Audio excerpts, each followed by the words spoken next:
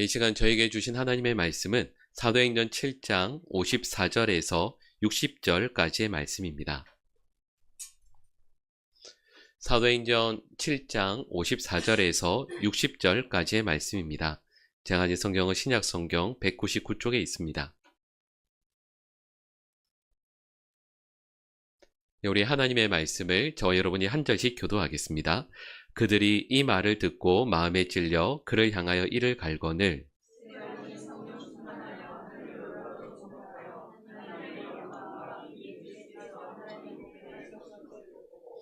말하되 보라 하늘이 열리고 인자가 하나님 우편에 서신 것을 보노라 한데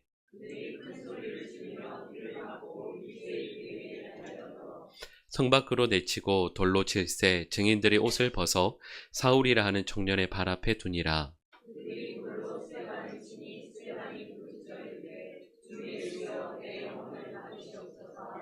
함께 읽겠습니다. 무릎을 꿇고 크게 불러 이르되 주여 이 죄를 그들에게 돌리지 마옵소서. 이 말을 하고 자니라. 아멘. 우리 옆에 계신 분들과 환하게 웃으면서 인사할까요? 너무 반갑습니다. 너무 잘 오셨습니다. 인사하겠습니다.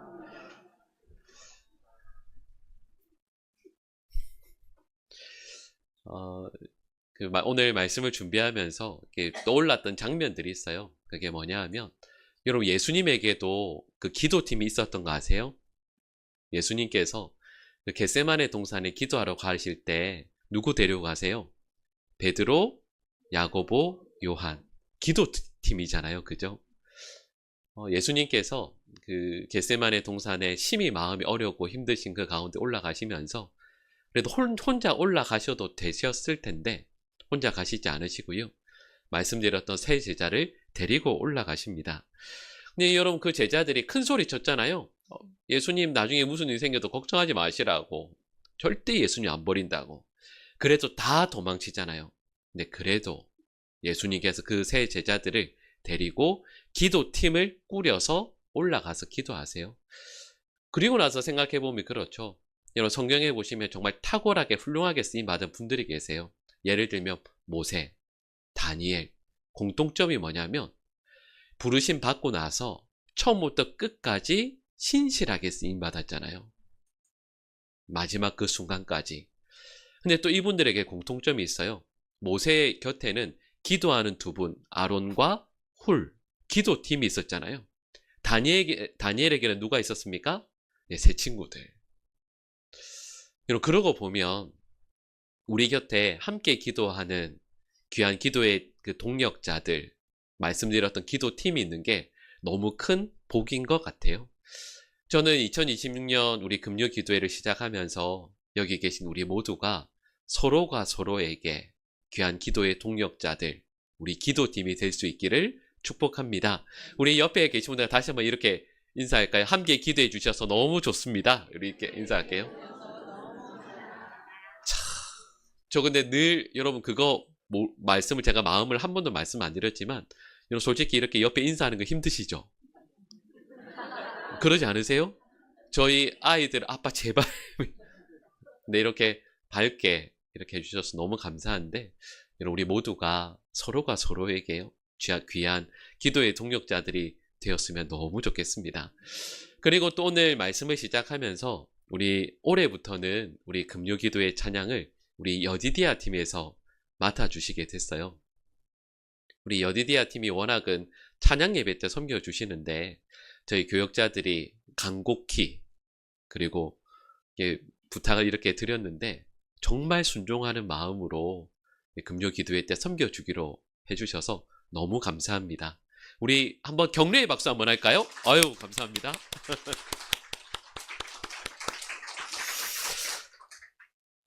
여러분 저희가 이제 저희 목회자들은 신학교에서 이제 공부를 할 때 이제 그 분야들이 쭉 정해져 있어요.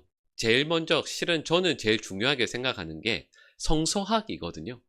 구약 성경과 신약 성경을 배우는 학문이 크게 있습니다. 이와 함께 조직 신학이 있어요. 소위 말하는 교리를 배우는 거죠.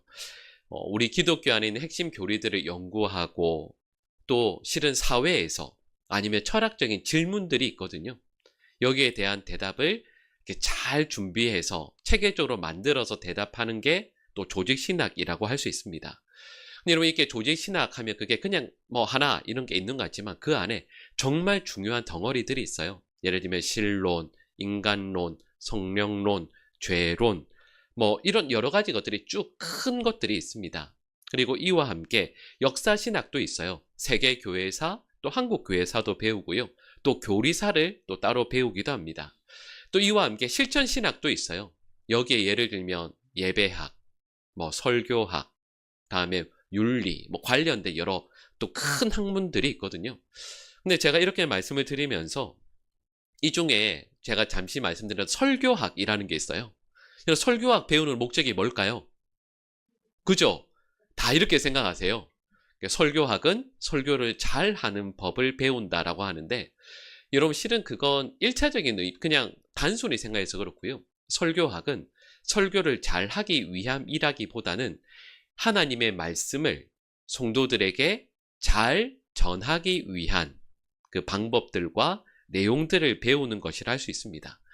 그래서 설교학을 배우면 그 안에 여러 가지 내용들이 있는데 예를 들면 설교의 틀을 잘 만드는 것 이것도 있고 뭐 형식이라든지 내용을 어떻게 잘 체계적으로 할지 그리고 또 그 중에 하나가 뭐가 있냐면 예를 들면 이런 거 있어요. 여러분 저는 실은 이렇게 딱 보면 외모가 준비된 건 아니잖아요. 아니 그러니까 여러분 보통 설교학 할 때에 설교자가 이렇게 딱 준비해야 되는 외모가 있습니다. 예를 들면 전에 나 말씀드린 손은 어떻게 해야 될까요? 손은 요렇게 짚으면 안 되고요. 요렇게 가지런히 모아야 돼요. 그리고 요 앞으로 올라오면 안 됩니다. 이렇게. 원래는. 여러분 막 이렇게 하면 안 돼요. 요렇게 있어야 돼요. 그래서 이 손에 저희가 권장사항이자 의무사항은 반지도 안 끼는 겁니다. 혹시나 이게 빛이 반짝거려서 성도들의 시선이 조금이라도 흐트러지는 걸 막아야 되거든요. 그리고 저는 뭐 그렇게 안 했는데 원래는요. 이렇게 머리카락을 위로 이렇게 다 이렇게 까야 돼요. 이마가 예쁘게 딱 보여야 됩니다. 2대8 권장은 2대8 이렇게 해서 딱 넘겨서 이마가 예쁘게 딱 나와야 돼요. 단정하게. 그래서 설교에 실제할 때도 그 모습 가지고 그것도 점수를 매겨요. 여러분 저는 일단 손해보는 게 너무 많죠. 사투리에 뭐에. 근데 여러분 제가 이렇게 말씀드린 이유가 뭐냐 하면 여러분 오늘 본문 말씀의 내용이 실은 설교학의 관점에서 볼 수 있는 본문이에요. 여러분 오늘 본문 말씀의 내용을 실은 똑같은 설교 말씀을 전하고 나서 이 설교를 받아든 사람들의 반응에 대한 것으로 두 사람에 대한 설교를 보통 설교학에서 비교를 해요. 제가 그 내용을 배우면서 제가 곰곰이 생각하고 묵상했던 내용이 하나 있습니다. 그게 뭐냐 하면 오늘 본문 말씀은 누구의 설교이죠? 네, 스데반의 설교입니다. 근데 이 스데반 집사님의 설교가 사도행전 7장 말씀에 나오고요.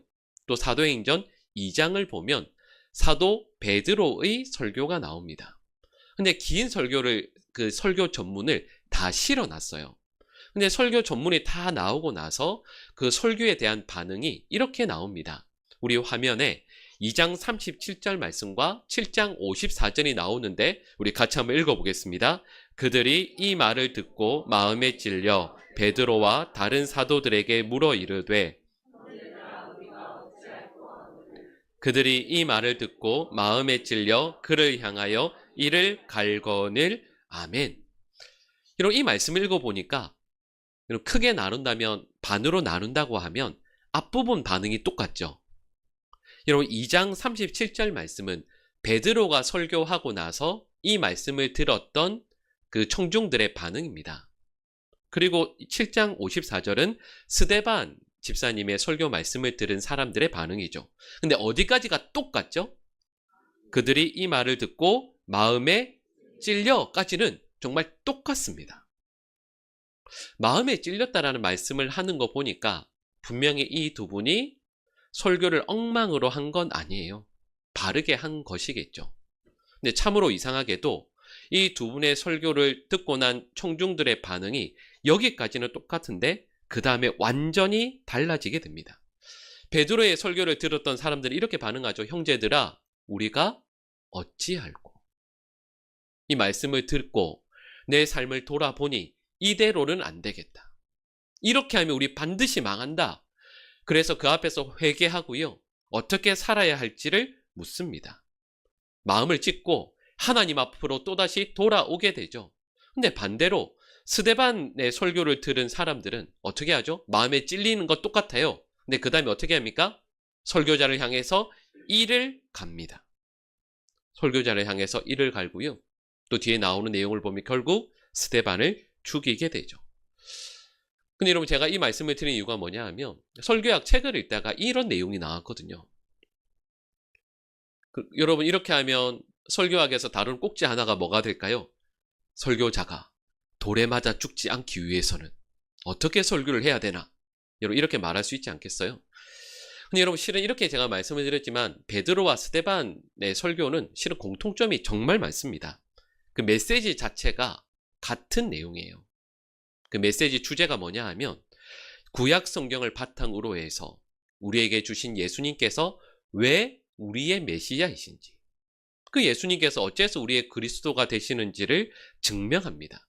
그래서 아브라함, 다윗, 또 여러 선지자들의 예언을 바탕으로 해서요, 그 모든 예언들이 예수님의 안에서 어떻게 성취되었는지를 증명하고 있습니다. 그리고 이렇게 말씀하죠. 예수님께서 우리 유대인들에 의해서 돌아가시게 되었지만, 십자가에 못 박혀 죽으셨지만 하나님께서 그를 다시 살리셔서 주와 그리스도가 되게 하셨다. 여러분, 이 말씀이 공통적인 주제입니다. 근데 여러분, 주제가 같은데 왜 이렇게 두 부류의 반응이 달라지게 되었을까요? 여러분, 이때 이렇게 대답할 수 있죠. 어떤 분들, 우리 교회 신앙생활 오래 하신 분들은 아마 이렇게 지혜로운 분들 대답하실 거죠. 목사님, 혹시 이런 차이가 있었던 거 아닙니까? 베드로는 똑똑한 분이라 죄에 대해서 지적하지 않고, 이 스데반 집사님은 이 청중의 죄를 아주 신랄하게 비판한 거 아닙니까? 그래서 그것 때문에 속이 상해서 이를 갈고 스데반 집사님을 죽이게 된 것이 아닙니까? 라고 하실 수도 있습니다. 그렇죠. 왜 현대 교회에서 죄에 대해서 지적하는 설교하는 거 다 싫어한다고 그러잖아요. 안 듣겠다고 하잖아요. 근데 여러분, 근데 실은 그것도 아닙니다. 우리 화면에 2장 23절과 36절 말씀이 나오는데요. 우리 같이 한번 읽어보겠습니다. 그가 하나님께서 정하신 뜻과 미리 아신 대로 내준 바 되었거늘 너희가 법 없는 자들의 손을 빌려 못 박아 죽였으나 그런즉 이스라엘 온 집은 확실히 알지니 너희가 십자가에 못 박은 이 예수를 하나님이 주와 그리스도가 되게 하셨느니라 하니라. 아멘. 이스라엘 백성들에게 베드로가 설교하는 내용이에요. 근데 공통적으로 지적하는 죄가 있죠. 그 죄가 뭡니까? 너희가 죄 없으신 예수님을 십자가에 못 박아 죽였다. 너희가 죽였다. 이런 실은 이 내용을 스데반 집사님도 동일하게 지적하는 죄의 내용이에요. 근데 이 베드로도 이스라엘 백성들이 유대인들에게 똑같이 죄의 내용을 지적합니다. 담대하게 죄를 지적하죠. 그러니까 이건 차이가 아니겠죠. 여러분, 더군다나 이 두 분 차이를 혹시나 사도 베드로는 성령 충만해서 설교했는데 스데반 집사님은 좀 부족했던 것이 아닌가 할 수도 있지만 그렇지 않습니다. 여러분, 베드로 사도가 2장에서 설교했던 그때가 딱 언제였죠? 성령께서 오순절에 강림하셨을 때였습니다. 그러니까 여러분, 사도 베드로도 성령이 충만할 때였죠. 여러분, 그러면 스데반 집사님은 안 그랬겠습니까? 그렇지 않습니다. 설교를 시작할 때를 저희가 7장 말씀을 오늘 읽었잖아요. 바로 앞장 6장 16절을 보면 시작할 때, 설교를 시작할 때 스데반 집사님의 표정을 이렇게 말씀해요. 그 얼굴이 천사의 얼굴과 같더라. 여러분, 설교를 시작할 때 천사의 얼굴로 시작해요. 여러분, 그러면 설교가 얼마나 은혜롭겠습니까? 여러분, 제가 몇 가지 공통적인 내용을 쭉 말씀드렸으니까요. 그러면 스데반 집사님의 설교를 들은 사람들과 베드로의 설교를 들은 사람들의 반응이 왜 이렇게 달라졌을까요? 그냥 그것도 조금 다르다가 아니라 극명하게 달라졌을까요? 제가 좀 전에 처음 시작하면서 설교학 말씀했잖아요. 제가 그때 저 혼자 묵상했던 내용이 뭐였냐면, 설교학은 주제가 뭐냐면 설교자에 대한 내용이에요. 어떻게 설교를 전할 것인가. 근데 제가 이 말씀을 묵상하면서 저 스스로 생각했던 내용은 이거예요. 그럼요, 설교자가 말씀드렸던 것처럼 성령 충만하게 설교 전하는 것 정말 중요해요. 근데 설교학에서 다루지 않는 게 있습니다. 그게 뭐냐 하면 오늘 말씀드렸던 여기에 중요한 차이예요. 그게 뭐냐 하면 청중의 차이입니다. 이 두 분이 설교했던 내용, 지적했던 죄, 그리고 말씀을 전하는 분들의 영적인 태도도 마음도 성령 충만했거든요. 근데 차이가 있다라고 한다면 가장 결정적인 차이가 이 말씀을 받아들고 있는 청중의 차이였습니다. 이런 분명히 다 앞서 우리 봤죠? 공통점이 뭐였죠? 설교 말씀을 듣고 마음이 찔리잖아요. 여러분 한번 장면을 생각해 보세요. 이 두 분이 설교를 해요. 근데 성도들의 마음을 하나님의 말씀이 성령의 검이라고 있잖아요. 성령의 검인 하나님의 말씀으로 그들의 마음을 어떻게 했다고요? 푹 찌릅니다. 이게 푹 찔렀어요. 그러면 마음에 있는 게 터져 나오겠죠. 흘러 나오겠죠. 근데 이 두 부류의 사람들의 마음에 있는 게 달랐던 겁니다. 그 마음에 자리 잡고 있는 게 달랐던 거죠. 베드로의 설교 말씀을 듣는 사람들이 누구냐면 이분들은 전부 다 예루살렘이 아니고 전 세계에 흩어져 살고 있던 유대인들입니다. 네, 이분들이 예루살렘 성전에 하나님의 은혜를 사모해서 이 특별한 날 나아왔던 사람들이에요. 소위 말하는 경건한 사람들이었습니다. 이런 경건하다라는 게 어떤 걸까요? 쉽게 말하면 이런 거죠. 날마다 하나님의 말씀과 은혜를 사모하는 사람. 또 다르게 이야기하면 하나님의 말씀과 은혜를 늘 사모하기에 누군가 하나님의 말씀으로 그 마음을 푹 찌르면 그 마음에서 뭐가 나오는 사람들일까요? 하나님의 마음, 하나님의 은혜, 하나님의 말씀이 흘러나오는 사람들입니다. 이 사람들이 베드로의 말씀을 듣고 있는 사람들이죠. 근데 반대로 스데반 집사님이 말씀을 전했을 때 그 말씀을 받는 사람들이 누구였냐면 그들은 스데반을 고소하고 죽이려고 하는 공회의 사람들이었습니다. 이렇게 말씀드리면 오늘 본 말씀의 의미를 아실 거예요. 우리 성도들께서는 말씀을 전하는 목회자들을 위해서 늘 기도해 주셔야 돼요. 이건 목사님이 성도들한테 어떻게 인정받으려고 그냥 이렇게 기도 부탁하나 그게 아닙니다. 목회자가 말씀을 전하는 우리 전도사님들, 또 우리 목사들이 말씀처럼 성령으로 충만해야 하고요. 그래서 하나님의 말씀으로 성도들의 마음을 찌르는 자리까지 나아갈 수 있어야 돼요. 이건 모든 목회자들이, 모든 설교가들이 반드시 나아가야 하는 자리이죠. 그리고 이걸 위해서 우리 성도들은 꼭 기도해 주셔야 합니다. 근데 여러분 이게 한 꼭지이고요. 또 다른 것이 있습니다. 그게 뭐냐 하면 바로 우리 자신을 준비하는 겁니다. 이 말씀처럼 마음의 찔림을 받으셔야 돼요. 근데 그 다음이 중요하죠. 마음의 찔림을 받되 이 말씀이 나를 찌를 때 이 말씀은 나를 공격하는 것이 아니라는 것을 분명히 고백할 수 있어야 돼요. 하나님의 말씀이 나의 마음을 찌를 때 이거 내 마음이 따끔하고 아프고 괴로울 때 저 설교자가 나를 공격하는 것이구나가 아니라 하나님의 말씀이 나의 마음을 찔러서 하나님 앞에 바르게 돌아오도록 하기 위함이구나라는 것을 깨닫고 고백할 수 있어야 하는 거죠. 근데 여러분 이를 위해서 꼭 필요한 게 있어요. 말씀드렸던 것처럼 하나님의 말씀이 우리를 찌를 때 이게 나를 공격하는 게 아니라 내가 하나님 앞에 바르게 돌아오기 위함이다라는 걸 정말로 고백하고 알 수 있으려면 앞서 말씀드렸잖아요. 경건한 성도. 다시 말하면 날마다 하나님의 말씀 앞에 내가 가까이 나아가고 하나님의 은혜를 사모하는 사람이 되어야 돼요. 그렇지 않으면 말씀이 나를 찌를 때 그게 나를 공격하는 거라고 생각하게 되죠. 그리고 오늘 말씀처럼 그 목회자를 향해서 이를 갈게 됩니다. 이런 나단 선지자가 다윗 앞에 나가서 다윗을 책망하잖아요. 근데 다윗이 왕이지 않습니까? 근데 왕인 다윗이 어떻게 하죠? 옷을 찢습니다. 그리고 하나님 앞에서 회개하죠. 근데 이런 모든 왕이 그런 거 아니에요. 이사야 선지자가 므낫세 왕 앞에 가서 하나님의 말씀을 전합니다. 이런 성경에는 기록되어 있지 않지만 들으셔서 아시죠? 므낫세가 어떻게 반응합니까?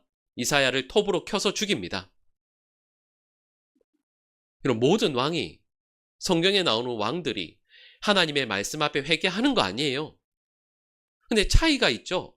다윗은 범죄했다 할지라도 하나님의 말씀과 은혜 앞에 가까이 나아가고자 애썼던 사람이에요. 므낫세는 그렇지 않죠. 근데 그 므낫세에게 이사야라는 탁월한 선지자가 나가서 말씀을 전해도 그 선지자를 톱으로 죽이는 거죠. 여러분, 우리가 기도에 깨어있고 말씀 앞에 나 자신을 늘 내어드리는 경험들을 해야 하나님의 말씀이 나를 찌를 때 그 말씀 앞에 나 자신을 쳐서 돌이키게 돼요. 그렇지 않으면, 지금 이 순간 말씀 앞에 깨어있고자 애쓰지 않으면, 어쩌면 저희 목회자들이 하나님의 말씀으로 우리 성도들의 마음을 찌르지 못해서 그런 것이지, 만약 찌르는 바로 그 날이 오면 우리 향해서 이를 갈 수도 있다라는 뜻이에요. 그러니 이 말씀은 우리에게 명확히 이렇게 말씀하는 거죠.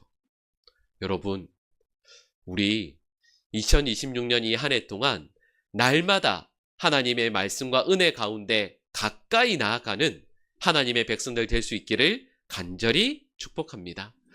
스데반 집사님이 하나님의 말씀 앞에 날마다 가까이 나아갔잖아요. 여러분, 그게 어떻게 표가 나냐면 우리 오늘 본문 55절 말씀을 우리 같이 한번 읽어보겠습니다. 스데반이 성령 충만하여 및 예수께서 하나님 우편에 서신 것을 보고 아멘. 이런 분명히 지금 스데반 집사님과 지금 이 유대인들은 같은 곳에 서 있습니다. 근데 스데반은 뭘 보죠? 하늘을 봅니다. 그리고 하늘에 있는 누굴 보세요? 하나님을. 그리고 벌떡 일어나서 스데반을 바라보고 계시는 예수님을 봅니다. 근데 유대인들은 누굴 보죠? 이를 갈면서 스데반을 보고 있습니다. 여러분, 이게 차이예요. 하나님의 영광을 바라보고 예수님을 지금도 마음과 뜻을 다해서 주목해서 바라보는 성도가 있는가 하면, 여러분, 이 유대인들 하나님 안 믿는 사람 아니거든요. 믿는 사람이잖아요. 하나님을 믿는다고 하면서도 이를 갈면서 하나님의 말씀을 전하는 그 누군가를 바라보는 인생이 있습니다. 여러분, 이 유대인들이 어떻게 반응하냐면 이 스데반의 말을 듣기가 싫어서요, 57절을 보면 귀를 막고 큰 소리를 지릅니다. 그리고 이어지는 58절을 보면 이렇게 말씀하죠. 우리 58절 말씀을 같이 읽겠습니다. 성 밖으로 내치고 돌로 칠세, 증인들이 옷을 벗어 사울이라는 청년의 발 앞에 두니라. 아멘. 이런 58절 말씀이 그냥 이렇게 이어지잖아요. 근데 실은 그렇지 않습니다. 여러분, 보시면 성 밖으로 내치고 라고 되어 있죠. 이런 어떤 장면이 딱 떠오르세요? 그냥 스데반을 잡아서 성 밖으로 끌어내는 장면이 떠오르죠. 여러분, 이건 단순한 그런 뜻이 아니에요. 왜 성 밖으로 끌고 갈까요? 너는 우리와 함께 이 성 안에 속한 자가 아니다라는 뜻입니다. 너는 우리 공동체와 상관없는 버림받은 사람이야 라는 뜻이에요. 그래서 이스라엘의 유대인들의 그 구전으로 전해지는 법들을 해석하는 미시나가 있거든요. 거기에 보면 돌로 쳐서 죽일 때 방법을 이렇게 설명합니다. 어떻게 하냐면 이 사람을 예루살렘 성 안에 있잖아요. 손을 뒤로 이렇게 묶어요. 그리고 그 사람을 성 밖으로 데리고 나갑니다. 그냥 그런데 데리고 나가는 게 아니고요. 데리고 나가되 밑에 절벽으로 되어 있는 최소 4m 정도 되는 곳에서 이 사람이 잘못했다라고 알고 있는 첫 번째 증언하는 증인이 있잖아요. 그 증인이 이 사람을 절벽 밑으로 밀어서 던져버립니다. 두 팔이 이렇게 뒤로 묶인 채로요. 그럼 그 사람이 떨어지겠죠. 죽을 수도 있고 살 수도 있습니다. 근데 만약 살아있으면 이 사람이 이런 잘못을 했습니다 라고 증언하는 두 번째 사람이 있어요. 두 명이 증언해야 되니까요. 두 번째 증인이 돌을 그 사람의 가슴, 심장 있는 데를 찍습니다. 죽이려고요. 그리고 나서도 안 죽으면 나머지 군중들이 돌을 들어서 그 사람을 치는 거예요. 그리고 나서 죽이는 겁니다. 그러니까 58절 말씀이 바로 그런 내용이죠. 근데 앞서 말씀드린 내용이 이거예요. 제가 간단히 설명드리자면 이 과정 가운데에서 스데반은 그 사람들을 보지 않습니다. 스데반은 눈을 들어 하늘을 바라봅니다. 하나님의 영광을 바라보고요. 예수님을 바라보고 있죠. 나를 괴롭게 하는 사람이 아니라, 나를 힘들게 하는 상황이 아니라 스데반은 하나님을 바라보고 있습니다. 여러분, 이 장면을 오늘 본 말씀을 내용을 전하면서 여러분, 저희가 이 한 해를 어떻게 살아야 할지를 다시 한번 깨닫게 돼요. 여러분, 우리 2026년 한 해를 날마다 하나님의 말씀 안에 거하고 주님 앞에 더욱더 가까이 나갈 수 있기를 간절히 축복합니다. 여러분, 혹시 어떤 설교자이든 우리 교회 목회자들이든 아니면 어떤 방송을 통해서 어떤 말씀을 듣든요, 아니면 하나님의 말씀을 읽을 때 여러분, 저는 간절히 축복해요. 늘 우리 하나님의 말씀이 우리의 마음을 찌르는 역사가 날마다 있을 수 있기를 간절히 축복합니다. 근데 여러분, 말씀이 나의 마음을 찌를 때 여러분, 오늘 본문에 나온 이들처럼 이를 갈면서 반응하지 않으려면요, 우리 마음에 하나님을 향한 사랑이, 믿음이 가득해야 돼요. 근데 여러분, 이건 그냥 교회에서 열심히 봉사하고 믿음이 좋다라는 뜻이 아닙니다. 방금 말씀드린 것처럼 스데반 집사님처럼요, 나를 둘러싼 환경, 나를 아프게 하는 그 누군가를 바라보지 않고 우리 주님을 바라보고 말씀을 사모하고 우리에게 주신 날들을 하루하루 믿음으로 살기 위해 애쓰는 삶. 여러분, 그래야 하나님의 말씀이 우리의 마음을 찌를 때 더 주께로 가까이 나아가는 삶을 살아갈 수 있어요. 여러분, 오늘 이 말씀을 전하면서 말씀드렸던 것처럼 우리 2026년 이 한 해가 우리 모든 성도들에게 이런 복 주시기를 간절히 축복합니다. 말씀이 우리의 마음을 늘 찌르고, 근데 그 말씀에 나의 마음이 늘 찔리는데 내 속에 있는 분노가 나오는 것이 아니고요, 말씀 앞에 감사와 감격과 기쁨이, 내가 어찌하여야 할꼬, 어찌하면 하나님 앞에 더 가까이 나아갈 수 있을까, 더 하나님께서 기뻐하시는 믿음의 사람이 될 수 있을까, 하나님의 보좌를 바라보고 우리를 지금도 기다리시는 마지막 그날 우리를 맞아주실 예수 그리스도를 끝까지 바라보며 이 믿음의 걸음을 내디딜 수 있는 우리 모든 하나님의 백성들 될 수 있기를 간절히 축복합니다. 기도하겠습니다. 사랑의 하나님, 오늘 주신 말씀 앞에 섭니다.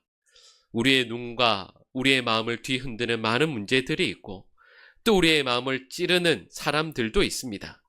하지만 그 가운데 우리의 마음에서 반응하여 튀어나오는 것이 하나님의 뜻을 구하고 찾는 하나님의 영광을 바라보는 아름답고도 복된 믿음이 되게 하여 주시옵소서. 하나님, 간절히 소망하며 기도하기는 하나님, 저희 보광중앙교회에 세우신 모든 말씀의 사역자들에게 은혜 베풀어 주셔서 하나님의 말씀으로 우리 모든 종종들의 성도들의 마음을 찌를 수 있는 말씀의 종들이 되게 하여 주시옵소서. 그리고 그 말씀을 대하는 저희들 모두가 또한 그 말씀 앞에 우리의 마음이 찔려서 어찌하여야 할지를 날마다 주님 앞에 눈물로 아뢰며 더욱더 가까이 나아가는 하나님의 백성들 될 수 있도록 우리의 눈을 들어 하늘 보좌를 바라보며 예수 그리스도를 끝까지 소망하는 우리 모든 믿음의 백성들 되게 하여 주시옵소서. 예수님의 이름으로 기도합니다. 아멘.